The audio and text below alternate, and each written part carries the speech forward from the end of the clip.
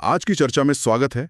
हमारे सामने झारखंड के प्रमुख जलप्रपातों को दिखाता हुआ एक नक्शा है। और इसे बस एक नक्शा समझना मतलब वो भूल होगी।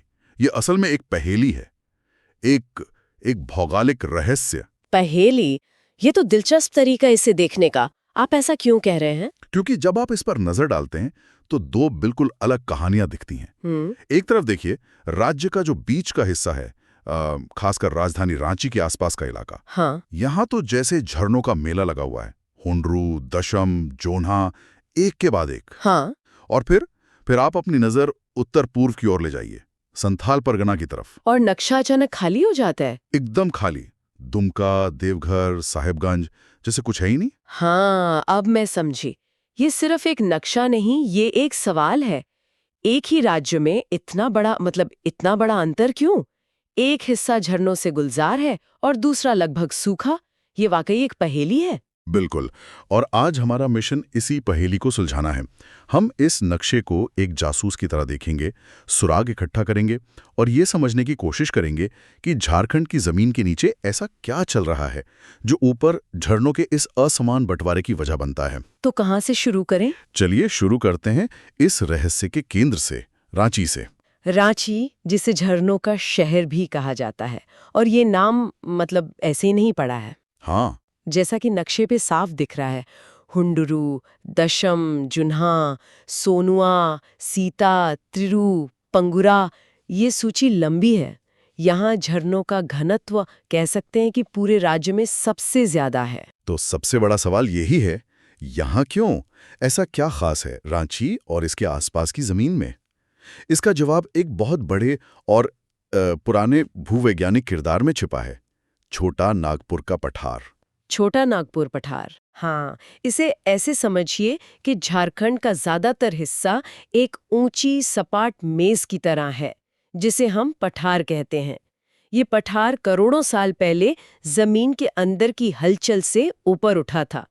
रांची इसी पठार के एक बड़े हिस्से पर बसा हुआ है। ठीक है, तो जमीन ऊंची है, ये समझ आया। लेकिन ऊंची जमीन पर झरने क्यों बनते हैं? बहुत अच्छा सवाल है। सिर्फ ऊंचाई काफी नहीं है, इसके लिए दो और चीजें चाहिए, पानी यानी नदियां और एक खास तरह की रुकावट। रुकावट? हाँ, यहाँ की नदियां जैसे स्वर्ण रेखा जो हुंडरू फॉल्स बनाती हैं, वो पठार के ऊपर बहती हैं।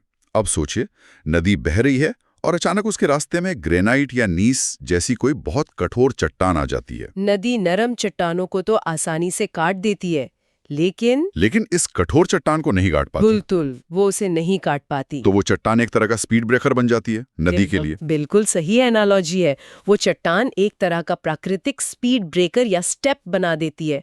नदी को उसके ऊपर से कूदना पड़ता है। अच्छा। भूवैज्ञानिक भाषा में हम इसे निक पॉइंट कहते हैं। और जैसे ही पानी उस ऊंचाई से नीचे गिरता है, बस बन गया एक झरना। रांची और उसके आसपास का पूरा इलाका ऐसे ही अनगिनत निक पॉइंट से भरा हुआ है, क्योंकि यहाँ की जमीन की बनावट में कठोर और नरम चट्टानों की परतें एक दूसरे के साथ हैं। तो हुंडरू, दशम, जोन्हा, ये सब असल में स्वर्ण रेखा और उसकी सहायक नदियों के रास्ते में आए वो स्पीड ब्रेकर है, जहां पानी को छलांग लगानी पड़ती है। हाँ, बिल्कुल। और ये सिर्फ रांची तक ही सीमित नहीं है ना? मैं देख रहा हूँ कि इसके पड़ोसी जिलों जैसे खूंटी में पंचघाघ, गुमला में सदनी और नागफेनी और लोहरदगा में घरघरिया जलप्रपात हैं।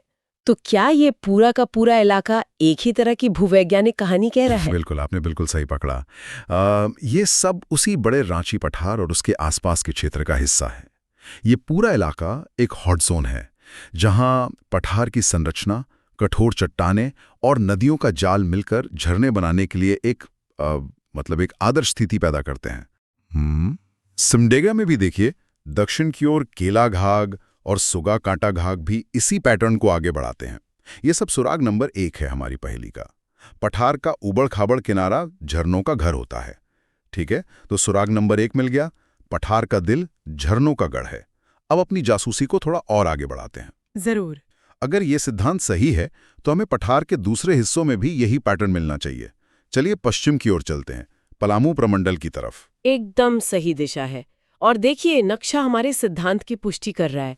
लातेहार जिले को देखिए। हाँ, यहाँ भी काफी नाम है। बूढ़ा घाघ, घाघरी, गौतम घाघ, मिर्चैया, कांति, यहाँ भी झरनों की भरमार है।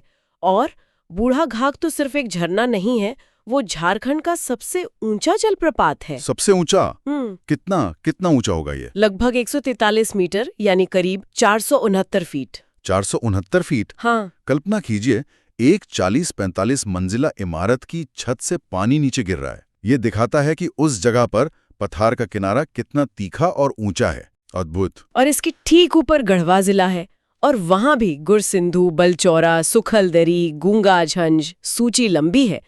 तो हमारा सिद्धांत यहाँ भी काम कर रहा है। हाँ, मतलब राज्य का पूरा पश्चिमी किनारा भी झरनों से भरा पड़ा है। लेकिन एक मिनट, यहाँ एक अजीब बात है। गढ़वा के ठीक बगल में पलामू जिला है और नक्शे पर वहां सिर्फ एक झरना दिखाया गया है, कुंड जलप्रपात। हाँ, ये तो है। ये कैसे हो सकता है? दो पड़ोसी जिलों में इतना फर्क?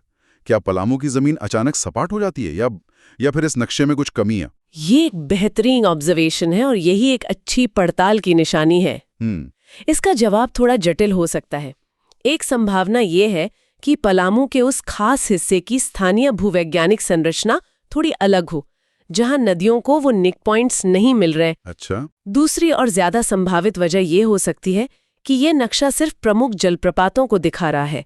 हो सकता है पलामू में कई छोटे स्थानीय झरने हों जो इतने मशहूर नहीं हैं कि इस नक्शे पर अपनी जगह बना पाएं। हाँ, ये हमें याद दिलाता है कि नक्शा वास्तविकता का एक सरलीकरण होता है, पूरी हकीकत नहीं। ये दिलचस्प है। तो पलामू एक छोटा सा रहस्य बना हुआ है। ठीक है, तो हमने मध्य और पश्चिमी हिस्से को देख लिया जो झरनों से भरपूर हैं। बिल्कुल। अब देखते हैं कि जब हम इस हॉट जोन से दूर जाते हैं तो क्या होता है। दक्षिण की ओर चलते हैं, सिंहभूम क्षेत्र में। सिंहभूम जो अपने खनिजों और लोहे की खदानों के लिए मशहूर है। हाँ। पश्चिमी सिंहभूम में नक्शे पर हिरनी, थाकोरा और लुपुंगिटू जलप्रपात है, और पूर्वी सिंहभूम में धारागिरी का जिक्र है। संख्या रांची या लातेहार जितनी नहीं है, लेकिन झरने यहाँ भी हैं। यहाँ कोई कनेक्शन दिख रहा है क्या? खनिज और झरने? हाँ, एक अप्रत्यक्ष लेकिन गहरा संबंध है। जिन भूवैज्ञानिक शक्तियों ने करोड़ों साल पहले इस पठार को ऊपर उठाया और उसकी चट्टानों को तोड़ा मरोड़ा, उन्हीं शक्तियों ने जमीन के नीचे दबे खनिज भंडारों को सतह के करीब ला दिया।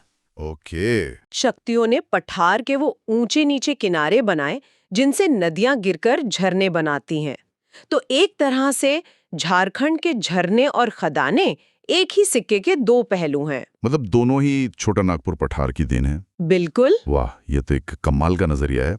अब उत्तर की ओर बढ़ते हैं, चतरा और हजारीबाग। क्या पैटर्न यहाँ भी जारी रहता है? चतरा को देखें तो गोवा, तमासीर, मालुदा, डुमेर सुमेर जैसे झरने हैं, तो हाँ, पैटर्न अभी भी मौजूद है। ठीक है। लेकिन हजारीबाग पहुंचते पहुंचते ये थोड़ा कमजोर पड़ने लगता है।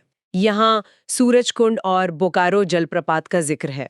एक सेकंड रुकिए, हजारीबाग जिले में बोकारो जलप्रपात, ये तो बहुत गड़बड़ लगता है। बोकारो तो एक पूरा अलग जिला है जो अपने स्टील प्लांट के लिए जाना जाता है। ये क्या हो रहा है? हाँ, ये क्लासिक भौगोलिक पहेली है, और आप अकेले नहीं है जो इससे चकराए हैं।